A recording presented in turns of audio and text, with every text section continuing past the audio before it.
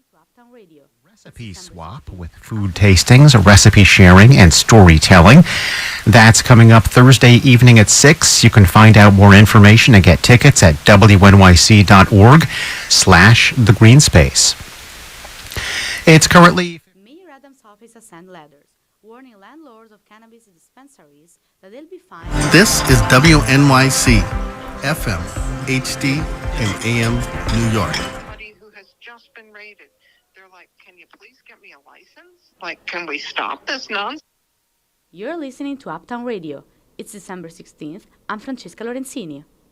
And I'm Christina Makaya. In today's show, New York opera houses are introducing fresh material to attract a new audience. But it's slow going.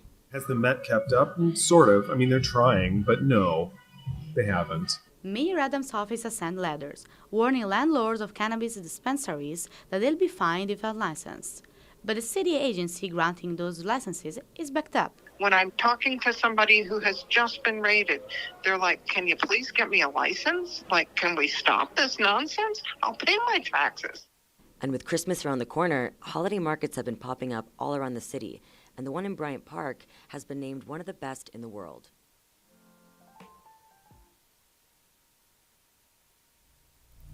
From Uptown Radio News in New York, I'm Indy Schultens. In Tel Aviv, more than 1,000 people poured onto the street last night to ask for a ceasefire. That's after Israel announced that the Israel Defense Forces killed 3 hostages, mistaking them for members of Hamas.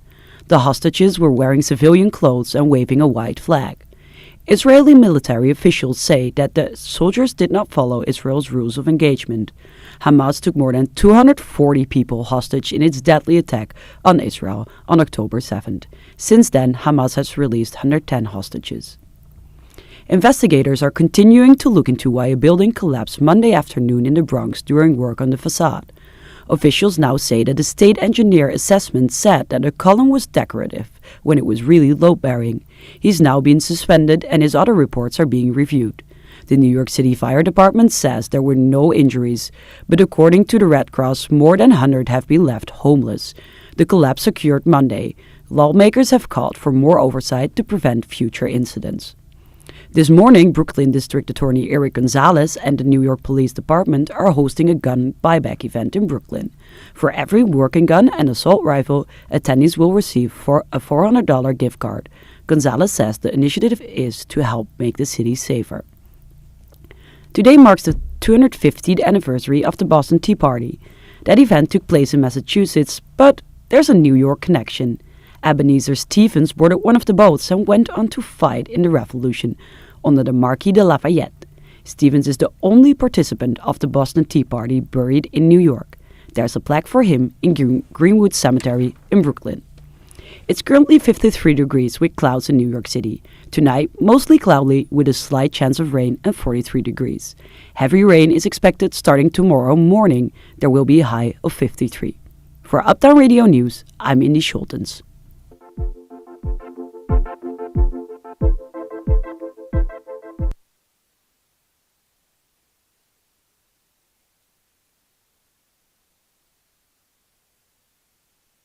Visitors, and it might just be working. The largest venues in America sold almost half their tickets this year to people who had never been there before, according to the research and advocacy group Opera America. But Uptown Radio's Kate Sullivan says traditional audiences and new audiences are sometimes at odds. Houses. Longtime fans expect the classics year after year, and first-time visitors crave something fresh that resonates with them.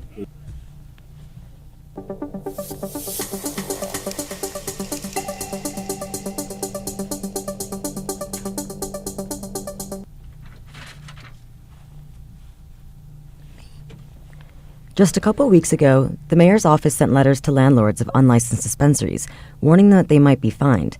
This is the latest effort of many to shut down hundreds of illegal dispensaries in New York City that keep popping up. Uptown Radio's Chinenye Onike reports on the struggle unlicensed dispensaries face when it comes to getting licenses and how the city's efforts to shut them down are falling short. TDF Autism Friendly. Unlicensed cannabis dispensaries have been a target for the state. A lot of these operations thought they'd be able to sell legally by now. This is Paula Collins, a lawyer for several of these businesses. She helps clients when they receive consequences from the state. When I'm talking to somebody who has just been raided, they're like, can you please get me a license? Like, can we stop this nonsense? I'll pay my taxes. There are things keeping these dispensaries from getting a license. A lawsuit against the Cannabis Control Board placed an injunction on license approvals. This held back almost 500 licenses. In addition, the Office of Cannabis Management halted hearings for raided dispensaries. This delays the state's efforts further to control this industry. I could see why the city would think, oh yeah, we'll just kind of cruise around and occasionally crash into one of these shops and just hit them up with a bunch of papers, and within months the problem will be done with. Well, that would work if we had 1,500, but we've got closer to, 9,600. We weren't able to speak with an unlicensed dispensary, but licensed dispensaries want to see more cannabis shops sell legally. Mike Conway, VP of Retail at the Union Square Travel Agency, a cannabis store, says the licenses let consumers know that stores are meeting state standards. I think it's really important to hold the unlicensed dispensaries accountable and to do something to protect the consumer base from illegal dispensaries and potentially consuming illegal cannabis. We know that our customer base is not aware of what is a licensed dispensary and what's not. Roland Connor, CEO and founder of Smack Village LLC, also doesn't think the average buyer knows which shops are legal and which aren't. His store is located in Greenwich Village. In the area that I'm in, it's a lot of tourists. They're not from, the area in which they're shopping. And so I don't think a lot of people can tell the difference between the two. With only 7 licensed shops in the city, competition presents itself with both types of businesses selling the same product. Unlicensed shops also can take certain liberties that licensed ones can't. Right now, we can't do indoor weed. That is one of the things that actually keeps the illegal markets relevant. Their ability to do indoor California weed. There's hope from licensed dispensaries that the state's crackdown efforts will work. According to Connor, some of the efforts used here were used in other states that have legalized the sale of cannabis. They went out to the landlords, and it was something that worked in California, and I think it'll work here also. Collins, however, doesn't think the letters to landlords will be effective here. I know that after each phase, after each thing happens, every time there's a headline that says we're going to enforce more, we're going to crack down, you look it up and you look around the neighborhood and somebody else open. Somebody who's raided will get raided in the morning and they're open in the afternoon. According to Mar Fitzgerald, chair of cannabis licensing, shops aren't receiving criminal penalties for selling. They continue on with business, putting more money in landlords' pockets. New York lifted the injunction on license approvals a couple of weeks ago. Pending licenses can take steps forward. Opening up these businesses is a step towards regulating the cannabis industry. Chinanya Onike, Uptown Radio.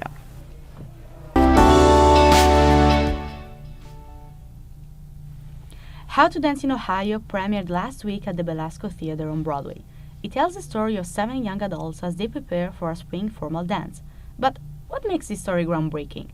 Well, the main characters and the actors portraying them are on the autism spectrum.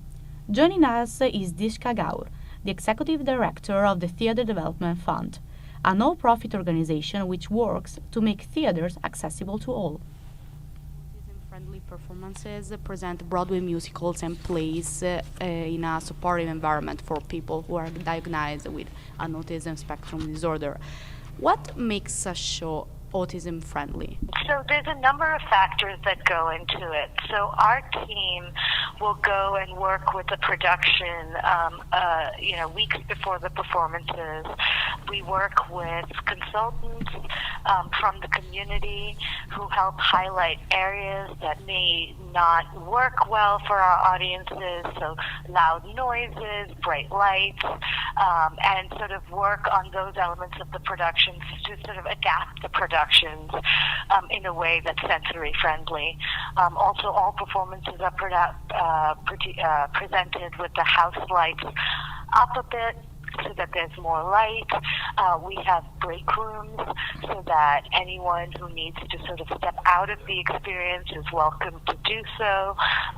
We also have fidgets and sort of toys and snacks that audiences can sort of engage with to to stay present in the moment if that's what they need. So there's a number of different factors that lead to a production being sensory friendly or autism friendly. I would like to ask you, what are also the difficulties that performers with autism may face? Performers with any disabilities face a great deal of hurdles to climb in terms of broader acceptance. They're just sort of invisible barriers. There's less opportunity, and I think what this production has highlighted is that we should be proactively as an industry working to dismantle some of those biases and barriers so that artists can perform without sort of assumptions being made. How to Dance in Ohio is really groundbreaking for the Broadway scene because it's the first musical with a cast mainly composed of people with autism. But like, what changed this year? Why, according to you, now it's possible to make a show like How to Dance in Ohio? I would say that what we're seeing is greater awareness of neurodiversity in the larger societal conversation. And I think it's very exciting that we are starting to see greater focus across the industry on inclusion and what that means. And I think that is allowing us to sort of this awareness and the work that's happening behind the scenes across the industry, which is all to the good. Mm-hmm. So do you think that actually it can be a good point of start to make theater more accessible to everybody with a disability, whether it's autism or not? Absolutely. I mean, I think it's ongoing work, and I think the work never ends. As we talk about many underrepresented communities in the industry and across the industry, but I think that the conversations and the work that's happening suggest positive trends, and I remain hopeful that will continue to grow. One last question: what do you want to see to happen? What are your hopes for 2024? For us, it goes beyond removing barriers to access. It's about creating environments where any audience member who wants to participate in the arts feels welcome, safe, and they feel ownership and belonging of the institutions across the city. And our hope is that through the work that we do and through the work of our many partners in the field, that we are moving towards that environment, and we're moving towards a space where we are thinking about belonging in much broader and larger terms, which is for the good of our industry as a whole and helps us to build the audience of the future. So that is my wish, and that is what we are working on, and I feel optimistic that we can move closer to that ideal. Yeah, that's really great. Thank you so much for your time. With Christmas around the corner, Christmas markets have popped up all over New York City, and the one in Bryant Park has been ranked as the top Christmas market in the world by Planet Cruise for a second year. But Uptown Radio's Hoda Sharif says visitors to the market here aren't as convinced.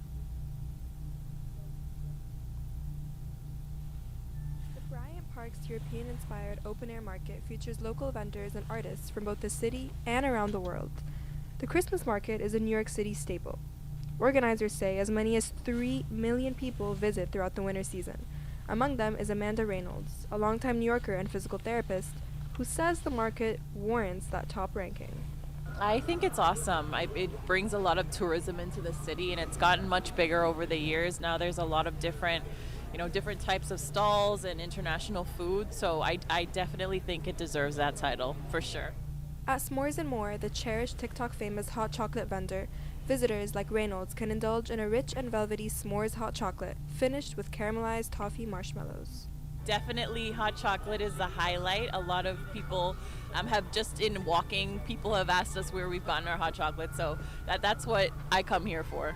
And tourists agree, nowhere does the holiday season quite like New York, as scores of visitors flock to the city just to experience it. Among them, Ashley Lays, an elementary school teacher from Montreal, says the market adds to her overall holiday spirit. I mean, all the food is very Christmassy. You see a lot of trees, we have the people skating. It's a great environment. Gives the vibe of a Hallmark movie, you know? Lays says the most exciting part of the Winter Village is the hundreds of shops sprinkled throughout the park, offering gifts from local artists, but most especially the mini food stalls that serve international delicacies from Korean barbecue corn dogs to cheesy French raclettes. A lot of food stands, a lot of diversity in the food, and we see a lot of diversity also in the people that come around here. But this year, some market goers are finding that the festival is just too expensive. Like Radhika and Becca, two New York University college roommates. I think the vendors in the stores are nice. I think the food could be better. Yeah, I like it too, but it's super overpriced. We spent like $50 on this pie. It was really good, but not that much money. They have different ethnic cuisines, but I feel like, I don't know, it's not really authentic. Everything tastes kind of watered down in a way. But that's not the only criticism. Bo Anderson, a software developer whose busy schedule doesn't allow for frequent Midtown visits, is here with a longtime friend, Amanda Collins. They say the market feels a little too cramped, making it difficult to fully enjoy. There's a lot of people. It's tight. Yeah, open up the space. And while Bryant Market advertises itself online as the only free admission open-air ice skating rink in the city, visitors are still paying a hefty price just for the ice skates. And lower the price of the ice skating for sure. It's like $40, which is crazy. Yeah. Tirza Christopher, currently on a work trip from Washington, D.C., says that there is room for increased customer-vendor interactivity in the market. I've been to one in D.C. They definitely have more food and more booze. But it's a little more touristy for sure, so definitely there's people trying to sell you things. And while organizers of the Bryant Park Winter Market didn't respond to a request for comment, the managing director of the Nuremberg Christkindlesmarkt Market, one of the German inspirations behind New York's top Christmas market, did. Here's what Yvonne Kulin had to say. Not only in Nuremberg, but the Christmas market tradition is a very old tradition in Germany. And when it comes to Nuremberg, it's one of the most traditional markets. And while New Yorkers gripe about the scarcity of both alcohol and food at their acclaimed local market, Director Kulin highlights the classic German Christmas tradition, hot wine. We're known for the mulled wine, we're known for the sausages. Nuremberg is the whole, the city of the gingerbread, and where you can buy gingerbread in all sorts and sizes of colors. So this is very special and unique. Kulin stresses the importance of the top U.S. Christmas markets. As she says, the exposure to the German tradition only reins in more tourists for them. 2 million people per year come to visit this market. The U.S. market is one of the most important markets for us. There we have overnight stays from the U.S. coming. So I'm very proud that our market here in Nuremberg seems to be well known all over the world. Regardless of the high prices and divided community consensus, Bryant Christmas Market has quickly become a shared experience and a favorite for so many, both first-timers and long-standing New Yorkers during this holiday season. Huda Sharif, Columbia Radio News.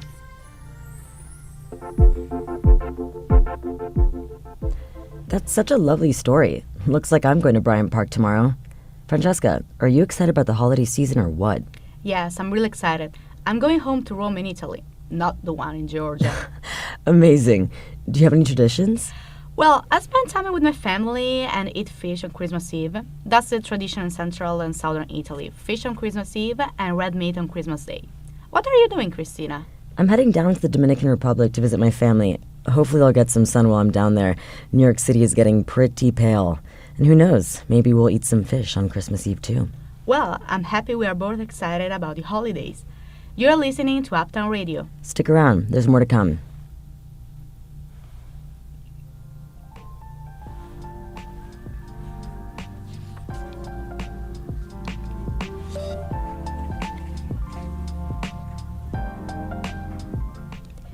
You're listening to Uptown Radio. I'm Christina Makaya. And I'm Francesca Lorenzini. In today's show, Mayor Eric Adams has a plan for investing in spaces for residents with mental health conditions. But the requirements may force some to close. And the SAG-AFTRA actor strike is over. But international film and television students are still affected. Plus, Fifth Avenue is turning into an open street for the holiday season. And Bronx food deserts are now being filled with health food stores. These stories and more are coming up. You're listening to Uptown Radio.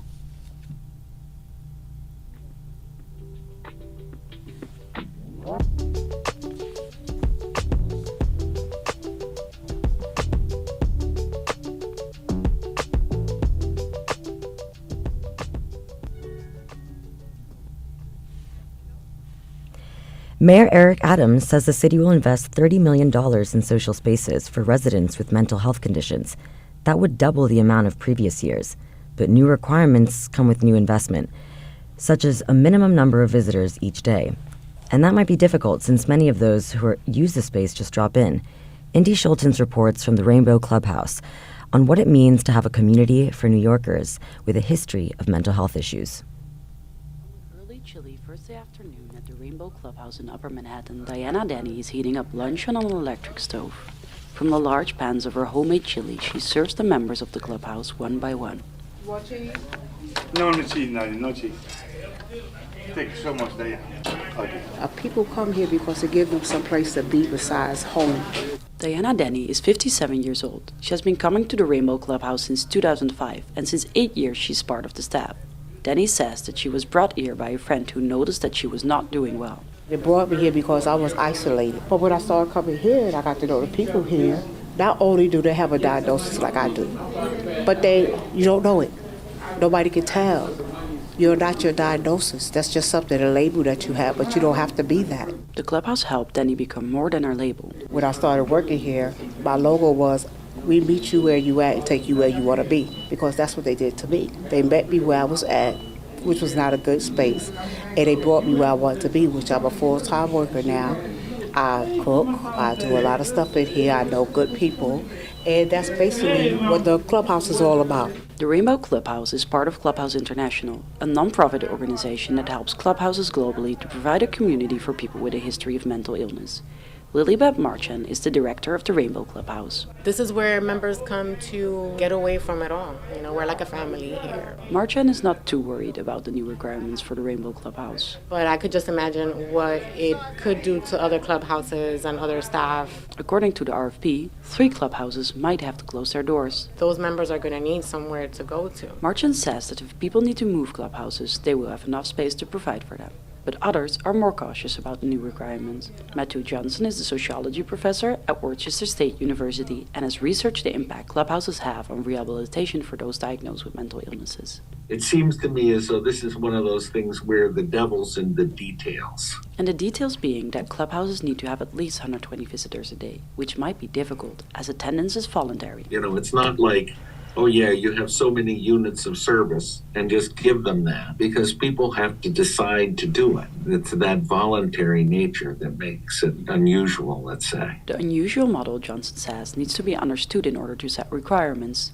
You know, it's very important not to be so prescriptive that you stand in the way of the clubhouse actually being able to do what it needs to do. And what it needs to do, one of the members, Teresa Hull, who is 59 and has been coming to the Rainbow Clubhouse for over 30 years, sums up in one sentence. If you don't have nowhere to go, nowhere to eat, nowhere to hang out, this would be the place. The deadline for clubhouses to submit their application has been extended for the second time until January, leaving a little more time for clubhouses to attract enough members with a history of mental health issues who are looking for a community like Denny and Ho once did. Nobody else want chili over there? Indy Schultens for Uptown Radio.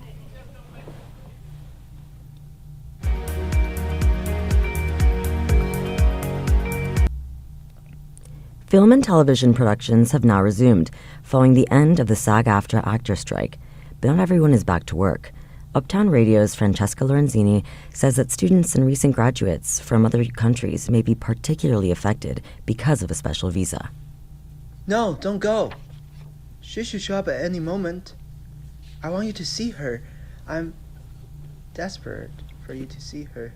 Kevin Chang is from Taiwan and spent the last few months auditioning for theater and school projects amid the strike. An acting student at the neighborhood playhouse, he is now seeking new opportunities, but the situation is not encouraging. There's not a lot of callbacks or audition opportunities.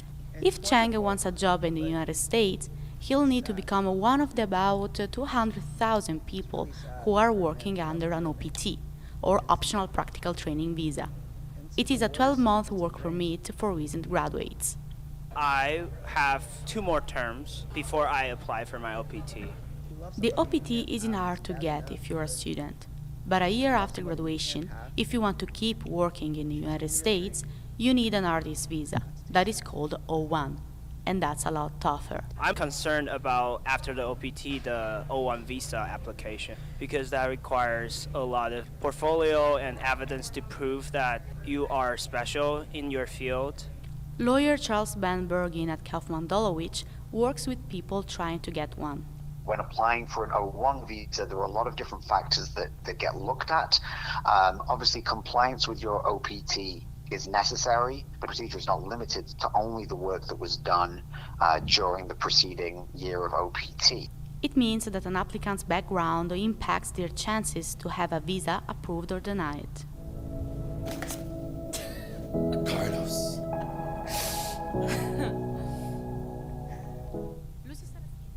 Switzerland and attended the neighborhood playhouse. Her OPT expires in May. Amid the strike, she shot the self-produced short film Heights to enrich her portfolio to get her visa approved. Seeing it on the big screen was incredible. Saracen increased her chances of getting an O1 visa when Heights was awarded at the 2023 New York Short Film Festival. I have a lot of credits. I'm very confident that I'll get it. She may be fine, but other international actors may struggle. Is it possible there are individuals who had a particular SAG-AFTRA project in the pipeline that they were unable to do that could have changed a rejection of an O1 application to an acceptance? It's not something I have come across. Oh, we have it. Hello. And her cell phone works. I know. I'm stuck on the subway. Deborah De Lorenzo is a German actor whose OPT expires in June. The strike cancelled some of her plans and led her to focus on theater. They're gonna wait for me.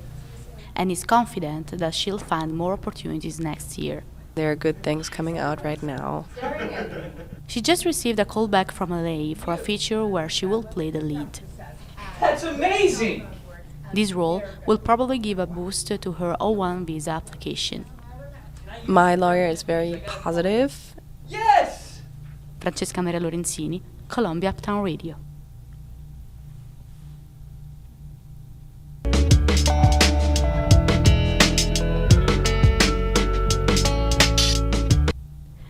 Venezuelan asylum seekers have been gathering in the new Little Caracas in Jackson Heights and Corona in Queens, bringing their flags, food, and accents with them. Here with us today is Frances Matty. She's the manager of membership and capacity building at the New York Immigration Coalition, an advocacy group in Queens.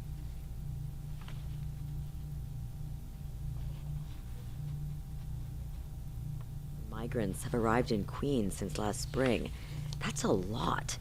And many of them haven't left. What is it about these neighborhoods that makes them so attractive to Venezuelans specifically?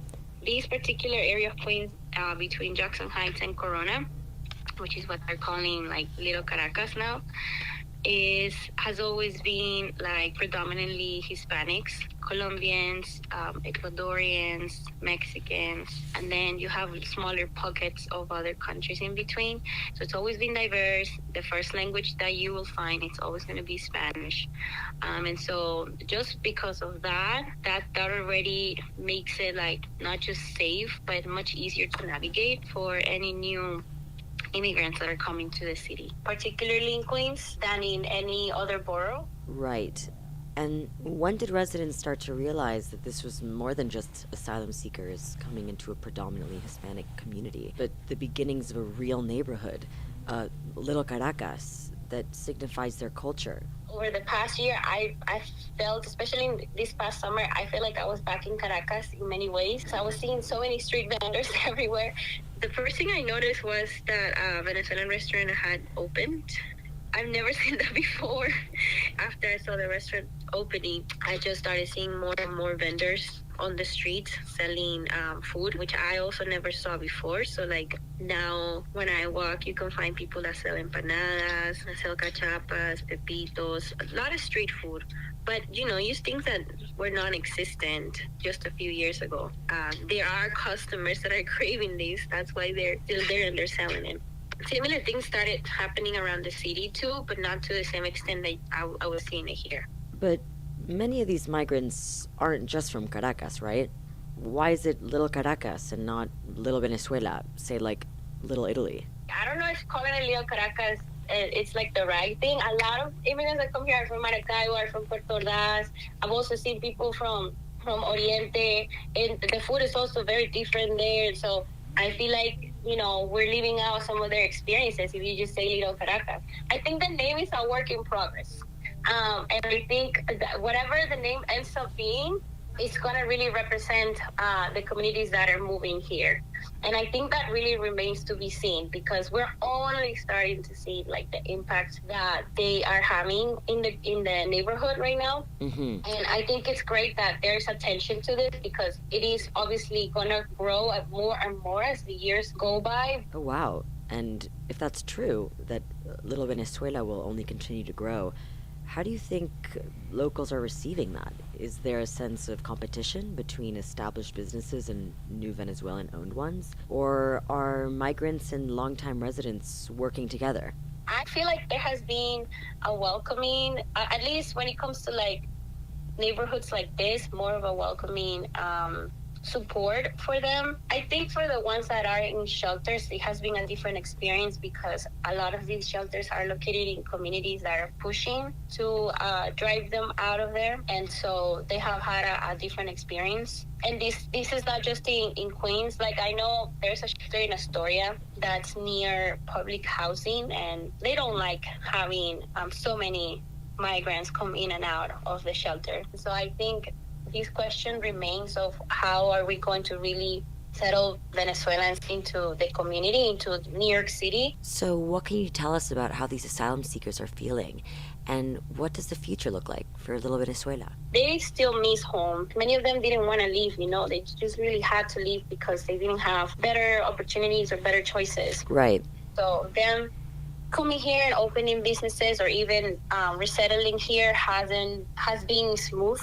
We're definitely going to continue to grow and we're going to see more formal businesses, not just street vendors. This story is still being written as to the real impact we're going to have. But at least for the time being, I am hopeful that, having them resettle here gives them a little bit of familiarity. And that's why like having places to gather are so, so important to build community and to feel safe and to feel like you can thrive in the new country. Frances, thank you so much for coming.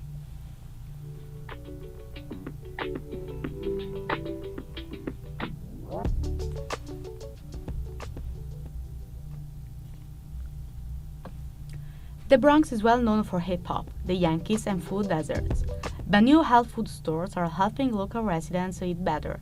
Uptown Radio's Fahim Adeja went to Wet Plains Road to the Bronx to see what these new health food stores have to offer.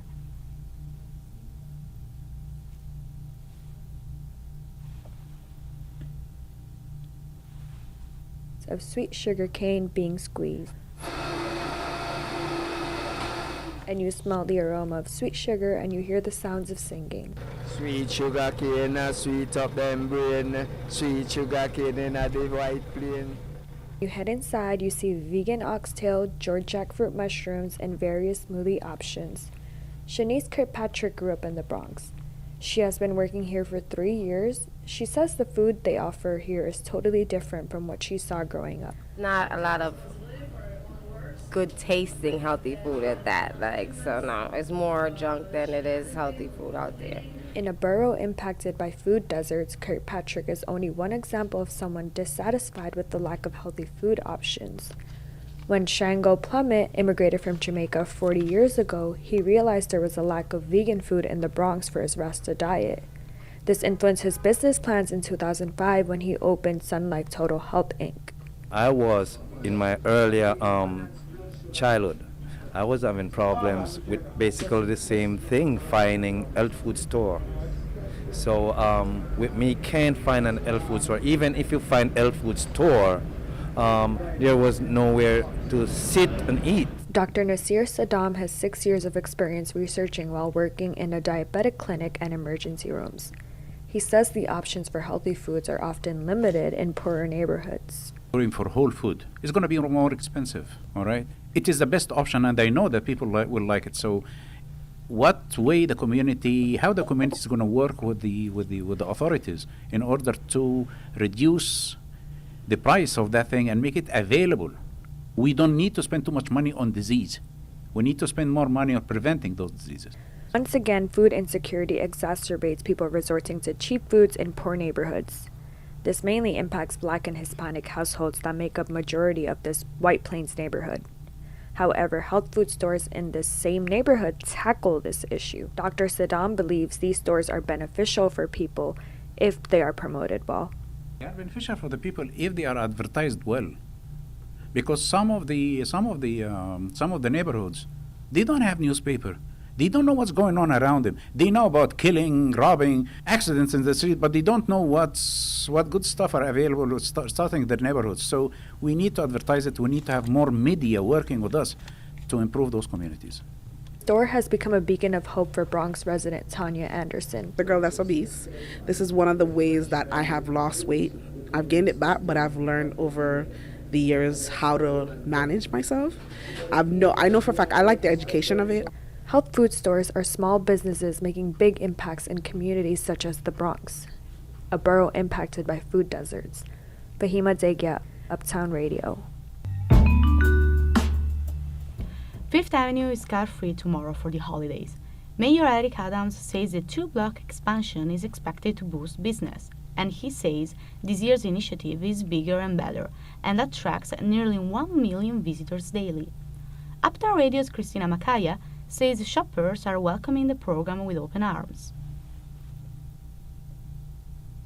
This holiday season, crowds are flocking to the heart of Fifth Avenue to see the Rockefeller Christmas Tree, Radio City Music Hall, and even squeeze in some shopping. Coming all the way from Pennsylvania, Cece Capriotti and Vanessa LaRosa are enjoying the open streets on 50th and 49th between 5th and 6th, which remain car-free on Saturdays, and say the program has the hectic season feeling a lot easier. I love just being able to walk around without the cars and everything. It's less distractions. And I think everything just looks so pretty with the lights and all the stores. I was going to say the lights. Yeah. I like the lights. Also traveling to Fifth Avenue from Buffalo, New York are Jen and Alexis Redline, who are just as enthusiastic. Be so free. We take the train down and just do our thing for a weekend. We're going to check out the tree. We did the Rockettes show, just kind of like hanging out. But pedestrians like Santiago Henao and his wife showed up to the open streets for the weekend for more than just the tree and lights. They, like many, came to shop for holiday gifts. So far, so good. Yeah. The city's doing good by me. Earlier it was cool because there wasn't this many folks around, but now it's starting to pick up. And now I feel like a couple of hours from now it's gonna be a lot more people here. So definitely lines for everywhere that we went. We're trying to get a couple of pretty much kid stores, a lot of toys in the back. And the lines haven't stopped shoppers yet.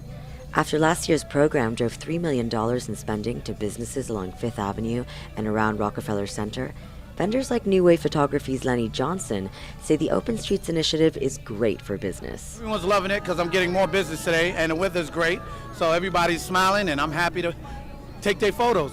Now we ain't got to worry about dodging cars because now we can freely be able to get them to take a photo without saying, wait a minute, let's let this car pass. So it's really good now. While street vendors, like Johnson, are benefiting from the absence of cars, luxury stores are profiting off the crowds of visitors walking shoulder to shoulder down the 10-block stretch. That's 2 more blocks than last year. Jonathan Duggan and Jay Holloman, who were hired by the luxury watch brand Tag Hour to draw in customers from outside the store, say luring people inside hasn't been an issue. It's been pretty packed, lots of kids, lots of adults, and positive interactions, I'd say. People were flooding into the store last Sunday. Even with all the energy, even despite the weather, they still went in and bought a lot of watches last Sunday. We got music, we're dancing, everybody's coming by, everybody want to take a picture, so we're having a ball. Shoppers hoping to take advantage of the program last Sunday were unable to bring the energy Holloman refers to. Due to rainy weather, the Open Streets program was canceled last week, leaving tomorrow as the final chance for visitors to enjoy the car-free zone before the holidays. Nevertheless, President of Fifth Avenue Association, Marie Bolster, who denied a request for comment, said that this year will be even more exceptional and beautiful than the last in a recent press release. Bolster, who was one of the key figures that helped bring back the Open Streets program and finalize its 25% expansion, which was geared towards helping the program surpass last year's 6.6% spending increase. While there is no indication yet if last Sunday's holiday Open Street will be rescheduled for another day, vendors and shoppers have expressed no doubt of the initiative's benefit and success. Christina Makaya, Uptown Radio News. Well, that's it for this edition of Uptown Radio. We hope you enjoyed the show. Today, our executive producer was Chiney Neike. Senior news editor Indy Scholtens copy-edited and delivered the news. In the studio was senior producer and director Kate Sullivan, with board operator Fahima Deja, and soundbite producer and web editor Hoda Sharif. Our instructors Jennifer Vanasco and Jean-Marie Perez advised our staff. I'm Francesca Lorenzini. And I'm Christina Makaya. Uptown Radio is live on Saturdays at 2, but you can always find us on uptownradio.org. From all of us here at Uptown Radio, thanks for listening.